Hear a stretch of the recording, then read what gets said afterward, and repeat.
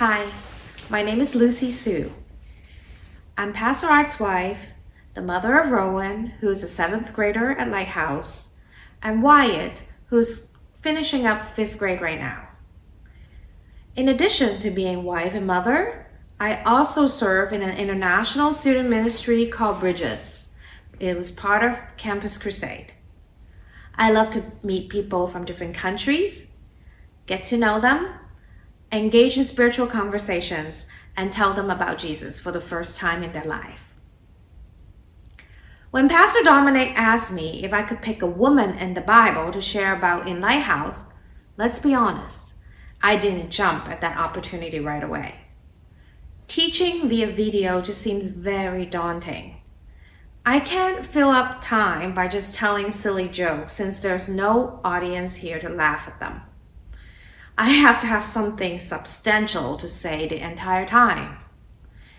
I just want to put this disclaimer out there so that you can set your expectation that this is not a professional presentation.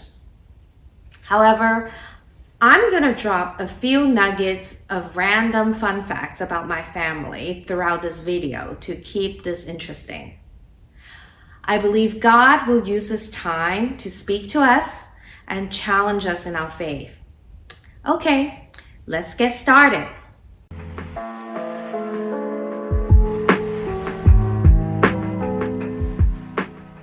The woman in the Bible I'll be talking about today is Rebekah. Unless your name is Rebekah, many of us get her mixed up with other women in Genesis like Rachel. Here's a random fun fact.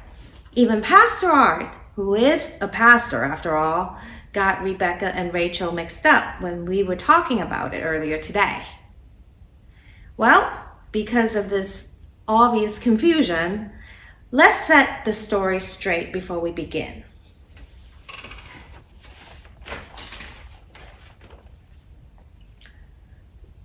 Rebekah was the wife of Isaac, who was Abraham's son. Rebekah and Isaac had twin boys, Esau and Jacob. Jacob married Rachel. So Rachel is actually Rebekah's daughter-in-law. Got it? Crystal clear? Now let's get back to the main topic. We're going to look at Rebekah's story today. How she started out as a woman who followed God's way. But somehow she slumped into someone who followed her own way, and the tragic consequences that ensued. Rebekah's story began when Abraham asked his servants to look for a wife for his son Isaac. Abraham instructed his servant to go to his home country and find a suitable woman from his relatives. This was a common practice back in that day because people wanted to avoid marrying someone with a pagan background, someone who does not know Yahweh at all. The servant cautiously followed Abraham's instruction, feeling a little uncertain because he wasn't sure if he was going to find the right woman. Well, when he arrived at Padan Aram, he prayed to God for a specific sign that this woman will come out and not only offer water to him, but to offer water to his camels as well. It was polite to offer strangers and travelers water, but to expect someone to serve your animal is really a little overboard. Well, before the servant even finished praying, Rebekah emerged into the scene with a jar of water on her shoulder. The servant hurried over and spoke to her. Rebekah eagerly poured water for the servant, and then she proceeded enthusiastically to offer water for his camels. Abraham's servant was super excited, seeing that God had already answered his prayer and that this beautiful woman in front of him was the one. She was not only beautiful outside, but she had a kind heart and she was beautiful inside. He asked her to take him to her father's house. And when he got there, he immediately declared his intent for the visit. He praised God for bringing Rebekah to him as an answer to his prayers. It was certain that God's hand was upon this match, and everyone agreed, and they celebrated that night. The next morning came. The servant wanted to return to Abraham and Isaac as soon as possible. But Rebekah's brother and mother just objected. "Oh, come on, let her stay for another few days. What's the hurry? She's gonna have her whole life there. There's still more family memories to be made, conversations to have, preparing and packing."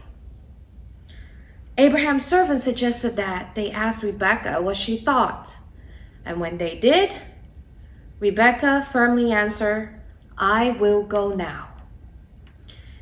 This is a portrait of someone who had great faith. Rebekah saw God's work in bringing her life together with Isaac. God moved her heart to extend hospitality not only to the servant but to his camel as well. She was certain that God had ordained her to be Isaac's wife. Even though the future was unknown to some degree, and she had never met Isaac, saying yes to go now was saying yes to God.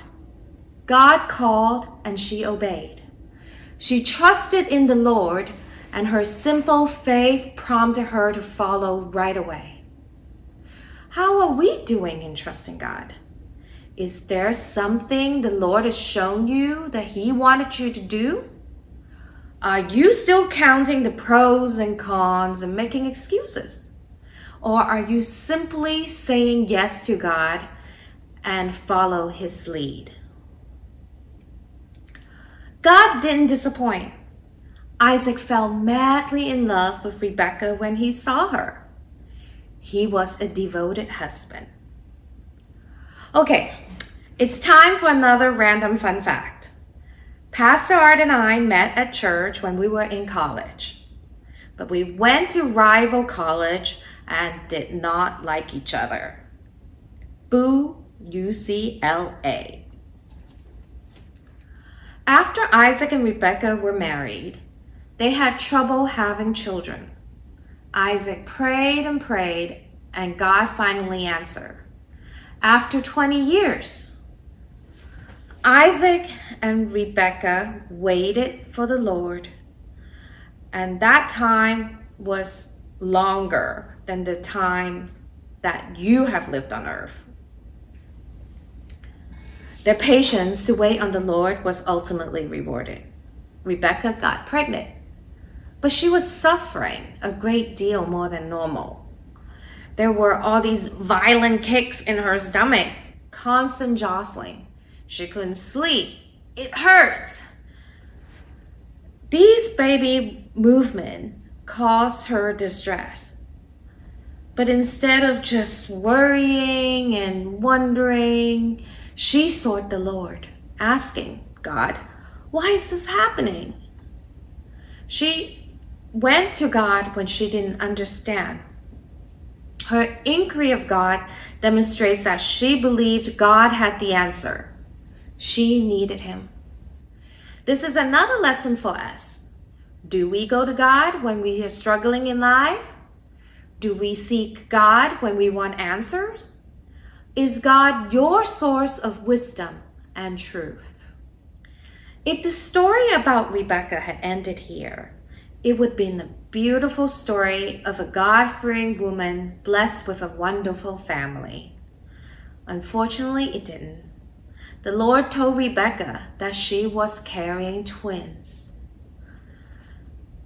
2 nations are in your womb, and 2 people from within you will be separated. One people will be stronger than the other, and the older will serve the younger. The tension between the two brothers, Esau and Jacob, were already foreshadowed here. Esau would be the firstborn, but somehow Jacob would be stronger than him, and they would be estranged and separated. The story of the struggle between Esau and Jacob began to unfold as the boys grew up. Let's pause for a random fact here. Rowan, who's in Lighthouse now and in 7th grade, was the heaviest at birth amongst the 4 of us in the family. He weighed in at 8 pounds 8 ounces. But now he only weighed 1 more pound than his brother, who was 2 years younger. Rowan said to me that he is a bag of skins and bones. So you can go talk to him about that. Okay, going back to Esau and Jacob. Esau was an excellent hunter and loved the outdoors. Jacob was a thinker and enjoyed staying at home. The Bible noted that the first sign of fissures within the family was that Isaac favored Esau and Rebekah loved Jacob. Then Esau gave up his birthright for a bowl of lentil stew. Esau continued to push his parents' buttons. He married 2 Hittite women who worshipped idols. One day, Isaac told Esau to be prepared to receive his blessings because he didn't know how much longer he was going to live. Isaac was blind at that time. So when Rebekah overheard the conversation, her gut reaction was to intervene. She thought that if she didn't, then God's promise that the older sibling will serve the younger would be derailed. She saw herself as the only one who can stop this from happening. She didn't think that there was time to pray or seek the Lord and ask God what is going on and what she should do about it if she even need to take action. What happened to the Rebekah who trusted the Lord and turned to him when life didn't make sense? Well, this is a warning to all of us. Just because we are following the Lord now doesn't mean that we're going to follow the Lord tomorrow. Many surveys actually said that everyone watching this video today will not be walking with God in 5 years. Why? How solid is your faith today? Do you love Jesus with your heart, soul, and mind? We need to make the decision now that we will never abandon God. He will be Lord over our lives. We will never let anyone or anything take his place. As each day passes by, we have to choose God first. We have to choose to spend time with him in his word, in prayer, and in worship. We have to choose holiness rather than sin. We have to choose his priorities and calling to live as his disciples rather than to live for ourselves and our own pleasures and agenda. We can't be prideful and say, hey, look, I'm a good Christian. I'll never fall away from God. Trust me, I'm pretty old. I'm almost half a century old instead, in fact.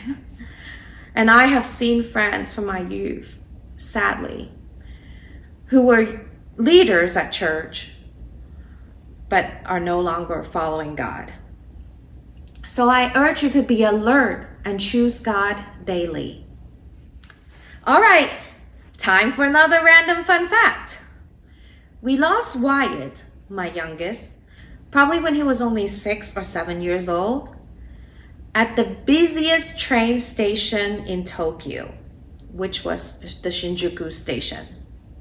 But good thing that he remembered our instruction for him to stay put if we ever get separated. We were able to retrace our steps and found him.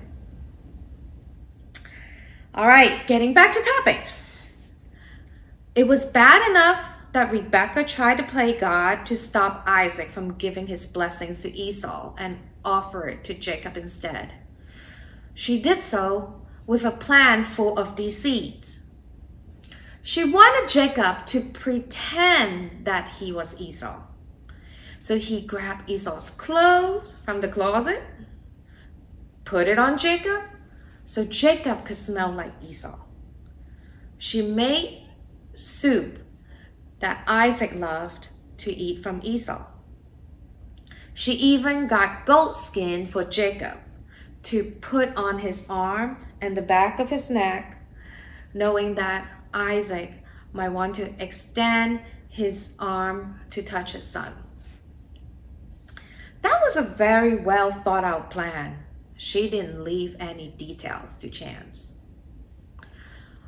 Isaac eventually blessed Jacob, thinking that he was Esau.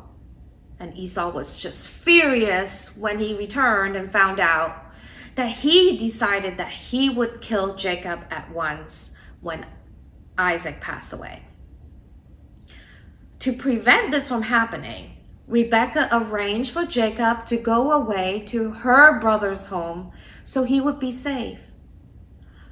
And very unfortunately, that was the last time Rebekah saw Jacob, her beloved son. She died when he was away. Jacob did eventually return, and it was through his descendant that Jesus came.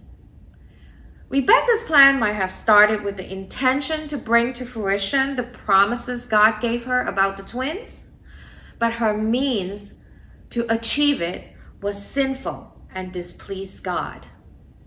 It was contrary to God's character that we do evil in order to achieve an end result, even if the end result is consistent with God's desire.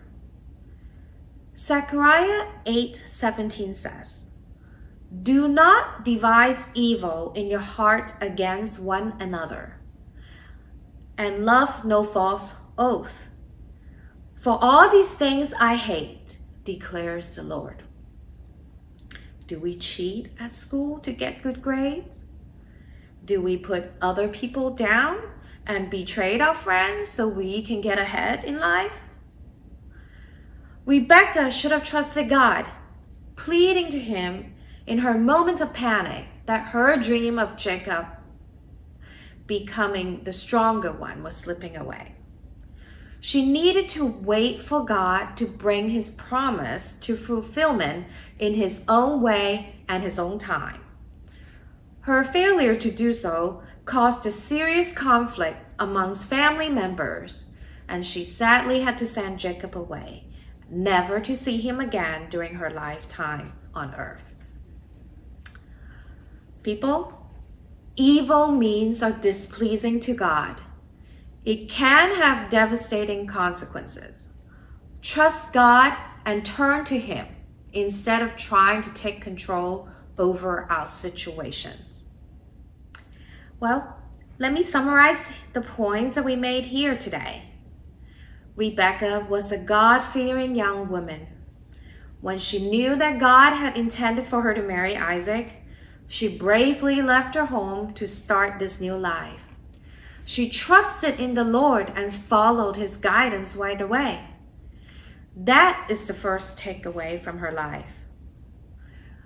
Then, when Rebekah was experiencing a tremendous amount of difficulties during her pregnancy, she turned to God for an answer. Do we turn to God when we are struggling in life? That is the second point to consider. Next, I want to bring your attention to the fact that Rebekah, who seemed to be a faithful follower, took her eyes off God and made a series of mistakes to instruct her son Jacob to deceive her husband. Just because we're following God now, we can still stay straight away. We need to be convinced that He is the Lord over our life, the one thing that we cannot walk away from. We need to stay close to God in our daily choices. Lastly, Rebekah hastily resorted to evil means to ensure Jacob would receive his father's blessing. The end never justifies the means. God will fulfill His purpose in His own time. We don't need to act unrighteously to get quick results.